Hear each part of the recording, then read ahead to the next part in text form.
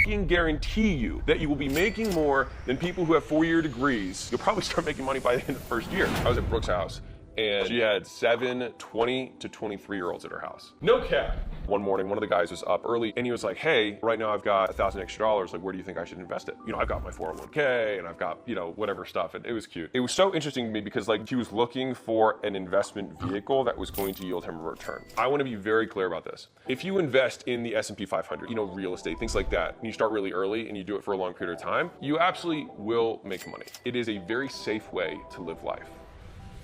But the moment you start investing in kind of the asset side of stuff, which is like the S&P, stocks in general, and you're not day trading or doing any of that stuff because that's stupid. The moment you do that is actually the moment, in my belief, that you're actually ceasing to want to make more income. Hear me out. If you're 18 years old and you graduate high school tomorrow, you are now eligible on the marketplace because you have no skills besides your high school diploma. You did no job, fucked off the whole time, don't watch YouTube to learn stuff, which is not you, but just imagine. In 2 days, you could go and become certified as a phlebotomist and go from making $7.50 or whatever the minimum wage is to what phlebotomists make at $25 an hour. You would triple your earning capacity after 2 days and spending $500. If you can triple your income for the rest of your life, the $500 certification in 2 days, do you think it's worth the investment? Probably. And so the problem is that people think about the biggest investment as the stuff that they take their money and they put it into. And I'm gonna be trite right now. Your ability to earn money, to provide value to the marketplace and solve problems for other people is how you will be able to make money. There's the value of the problem that you solve and what you charge for it. The bigger that number is, the more you can charge. That gap between their old problem and that solution, that value, is the percentage that you can take and put in your pocket as something that you have now created in this. And it could be a service, it could be products, it could be whatever. Your earning capacity is going to be the thing that generates you wealth. Do you want to be smart with your money and save it?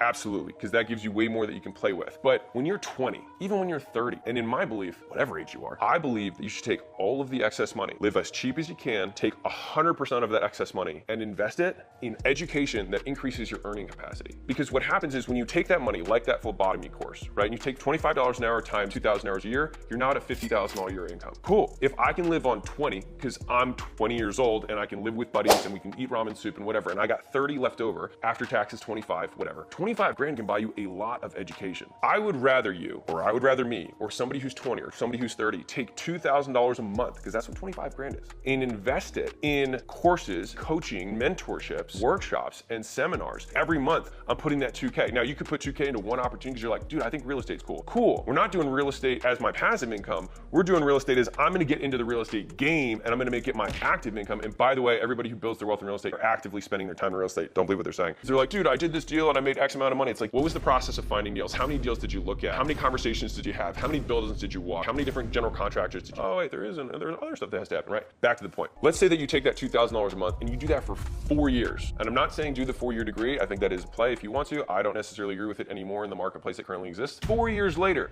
I fucking guarantee you that you will be making more than people who have 4-year degrees. You'll probably start making money by the end of the first year. The amount of like copywriting courses and books and programs, mentorships, and even one-on-one coaching. Like I think one-on-one coaching is a phenomenal way to learn a new skill. If you're like, hey, I need to know how to buy media. I need to know how to run an ad. Go pay someone who runs ads or teaches people how to run ads. When you make that payment, you're seeing it as one class in your entrepreneurial degree rather than this one $12,000 investment has to make me rich. If you can make that shift as like, this is my course. Like when you get your degree in college, you're not like, oh, I'm gonna take one class in Spanish, graduate, and get whatever job I want. No one thinks that way. But for some reason, they think about that when it comes to entrepreneurial stuff. You're not paying someone to think that they're going to be your savior. They're not gonna save you from your life, do everything for you. No one person is gonna teach you everything. Now, I'll do my best on this channel to teach you stuff I know, but you have something to learn from everyone. You know, like, well, that wasn't the value that I thought I was. It's like, you can still learn from that. You wanna go to the person who's providing the most value for free. It's the easiest way for you to decrease your risk of purchase. If you follow someone's Instagram, you follow their YouTube, you see the stuff they put out and you're like, dude, this is really good. Like this is a lot of new information that I didn't know, and it's like very tactical, and I understand, like A, you already know that you like the person. B, you already know that you're getting value from the person from the content they have. And so the likelihood that the thing that they have that's paid is gonna be worse than that is low, you know, hopefully. Follow lots of people in a particular space. See the one that you jive with the most, you like their teaching style. You don't need to follow this stuff for forever to like belabor the decision. Give yourself 7 days, because you know what's really even cooler than buying one person's?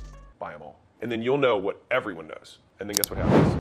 you become just as good or better. Now you're making $80,000 a year. Well, now we've got $4,000 a month that we can spend on coaching and mentorships and learnings and courses and whatnot. I was saying to myself, like, I'm gonna be the #1 student here. I'll just do whatever they say, I'll see what happens, and I'll do whatever they say, I'll see what happens. You wanna replicate before you iterate. Before you say, I'm gonna put my Alex sauce on. Before you do that, just make sure that you can duplicate what they're doing, because then you earn the right to make the iterations. Even if it's not perfectly your style, copy it first before you make the iterations. If you see it as a bridge that has many bricks on it, you have to lay all the bricks. And here's the bad part. Let's say you've got 30 bricks on this bridge to make your first dollar. The first dollar has to walk across the bridge. When you're 28 bricks in, you might not have made the first dollar yet, but you're 90% of the way there. And the speed with which people are able to traverse or cross that bridge is how well they identify which brick is missing and where they put their attention. That's where a lot of people get disheartened, is that they will start building new bridges and get 2-3 bricks, and then they'll start building a new bridge, 2-3 bricks, and they have lots of half-built bridges and they never make it all the way across. Let's say you're a videographer or you like video stuff. Skills stack exponentially. You got a video skill. Now you got an editing skill. Now you understand social media, messaging, copywriting, and branding. Ooh, management and operations and leadership. See how that person starts to expand? You can imagine how their pay is going to dramatically increase, because now you're a CMO. Broadening your horizon and going deep in these other silos, and then all of a sudden you're an entrepreneur. One is you have to make that decision that you're not going to spend all your money on stupid stuff. The second is that you are going to spend your money not on the S&P, but on the S&Me. What?